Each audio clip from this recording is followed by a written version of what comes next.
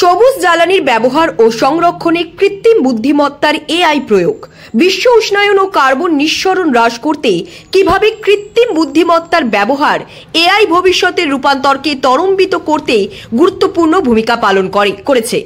এই বিষয়টি মাথায় রেখে ফিউচার ফর নেচার ফাউন্ডেশন এবং নিউ বেঙ্গল কনসাল্টিং যাদবপুর বিশ্ববিদ্যালয়ের অধ্যাপক কোমল সরকারের উপস্থিতিতে গ্রিন এনার্জির ভবিষ্যতের ক্ষমতায়নে কৃত্রিম বুদ্ধিমত্তা এআই এর ভূমিকা নিয়ে একটি আন্তর্জাতিক সম্মেলনের আয়োজন করেছিল।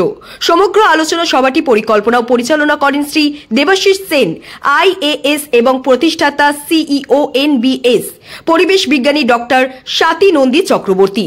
এখানে মাইক্রোসফট সংস্থার industry solution architect Suchandra Sengupta, Jadavpur বিশ্ববিদ্যালয়ের অধ্যাপক Komal Sarkar, Indian institution of social welfare and business ম্যানেজমেন্টের অধ্যাপক বিনয় কুমার চৌধুরী, মার্কিন যুক্তরাষ্ট্রের রাইস ইউনিভার্সিটির doctor Saini Bhattacharya, Shri Sudipta Mukhopadhyay, MD Texmaco, Shri Sanjeev Sinha, president India power doctor Amit Kumar Das, dean IEM Shri Sumanta Sarkar, director lithium pills, এবং শ্রী দেবাশিস সেন, আইএএস এবং প্রতিষ্ঠাতা CEO NBS doctor Swati Nandi Chakraborty, পরিবেশ বিজ্ঞানী ও ফিউচার ফর নেচার ফাউন্ডেশনের সভাপতি সহ পৃথিবীর বিভিন্ন প্রান্ত থেকে আন্তর্জাতিক মানের গবেষক ও অধ্যাপকরা উপস্থিত ছিলেন। এছাড়াও কলকাতার বিভিন্ন বিশ্ববিদ্যালয়ের প্রায় 100 ছাত্রছাত্রী এই আলোচনা সভায় উপস্থিত ছিল। এই বছরেই প্রথম কলকাতার সবুজ শক্তি এবং সেখানে কৃত্রিম বুদ্ধিমত্তা ব্যবহার করে কিভাবে আরো উন্নত প্রযুক্তি আনা যায় তাই নিয়ে একটি আন্তর্জাতিক মানের সেমিনার হয়েছে। ভারতবর্ষের বিভিন্ন প্রান্ত থেকে অধ্যাপকরা ও আন্তর্জাতিক স্তরের বিভিন্ন ব্যক্তিত্বরা এখানে উপস্থিত ছিলেন।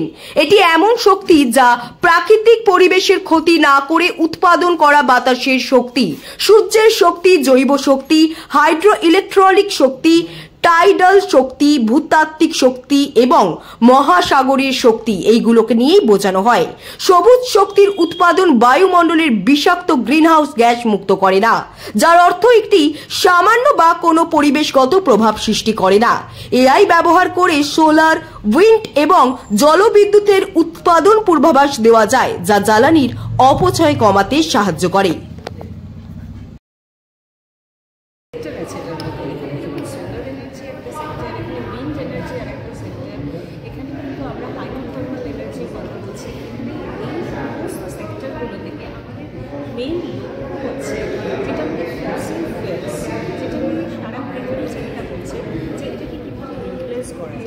এবং এই কাটিং এজ টেকনোলজি যেটা আমরা জানি যে আর্টিফিশিয়াল ইন্টেলিজেন্স, এই আর্টিফিশিয়াল ইন্টেলিজেন্সের আমরা যে পজিটিভ দিকটা সেটা কিন্তু বুঝতে হবে।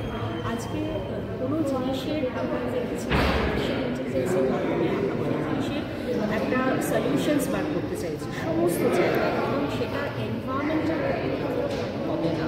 কারণ আমরা দেখছি যে গ্লোবাল ওয়ার্মিং যেভাবে বেড়েছে চারদিকে, সেটার ফলে কার্বন ফুটপ্রিন্ট বেড়েছে, পপুলেশন বাড়ছে সারা পৃথিবী জুড়ে। আজকে চায়না কিন্তু আমরা দেখেছি যে রিসাইক্লিংয়ের যে সমস্ত টেকনোলজিগুলো ব্যবহার করে তারা সারা পৃথিবীতে দাপিয়ে বেড়াচ্ছে। আজকে ভারতেরও কিন্তু সেই ক্যাপাসিটি আছে। আমরা মনে করছি এখানের যারা রিসার্চ সায়েন্টিস্টরা যারা কাজ করছে তারা কিন্তু এটা নিয়ে যদি আরও চিন্তাভাবনা করে, আরও নতুন প্রযুক্তিগুলোকে আমাদের মানুষের, সাধারণ মানুষের উপযোগী করে যদি তোলা যায়, তাহলে কিন্তু আজকে যে এই মানে গ্লোবাল ওয়ার্মিংয়ের যে সলিউশনস সেটা কিন্তু আমরা খুঁজে পাবো। এবং সেটাই কিন্তু লক্ষ্য যে আর্টিফিশিয়াল ইন্টেলিজেন্সকে আমরা কাজে লাগিয়ে কীভাবে গ্রিন এনার্জি সলিউশনসটাকে আমরা বার করতে পারি, এই ইন্টার রিলেশনসটা। কারণ আমরা সবসময় ভাবি, সাধারণ মানুষ সবসময় ভাবে যে আর্টিফিশিয়াল ইন্টেলিজেন্স কোথায় আমার বোঝবার জিনিস নয়, বা এই গ্রিন এনার্জি কোথায় এটা কখনোই পসিবল হবে না। কিন্তু তা নয়, এটা এমনই একটা জিনিস যে হাইড্রোথার্মাল পাওয়ার, এই হাইড্রোথার্মাল পাওয়ার এটা কিন্তু আমাদেরই নেচার থেকেই পাওয়া। উইন্ড পাওয়ার এটা কিন্তু আমাদের নেচারের পাওয়ার, এবং আমাদের যে সোলার পাওয়ার্স এটা আমাদের সিম্বলাইজ শুধু কোনো জায়গায় করলে হবে না, আমাদের সমস্ত ইন্ডাস্ট্রি, অ্যাকাডেমিশিয়ানস সব জায়গায় কিন্তু এটাকে ইমপ্লিমেন্ট করতে হবে।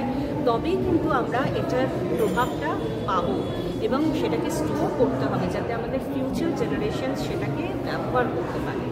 আপনার নাম? স্বাতী নন্দী চক্রবর্তী, আমাদের কলকাতার মহিলা একটু আগে যিনি বক্তৃতা দিলেন ডক্টর সৈনী ভট্টাচার্য, ইনি কাজ করছেন সুদূর আমেরিকায়।